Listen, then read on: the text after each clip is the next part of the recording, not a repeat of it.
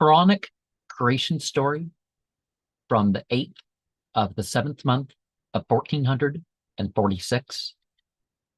It helps to better understand demons and the devil.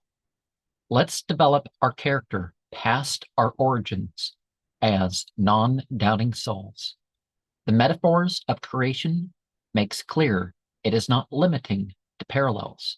Disobeyers were the fire beings and of the human souls of the clay beings, but not so were the light beings. Refusal was over differences. The first two were and remain choosers. It is not about who is male or female, but the righteous and the evil. And you might have expected me to mention the 6 periods of creation, the 50,000 years of the Day of Judgment, and other such things, but I wanted to keep it brief.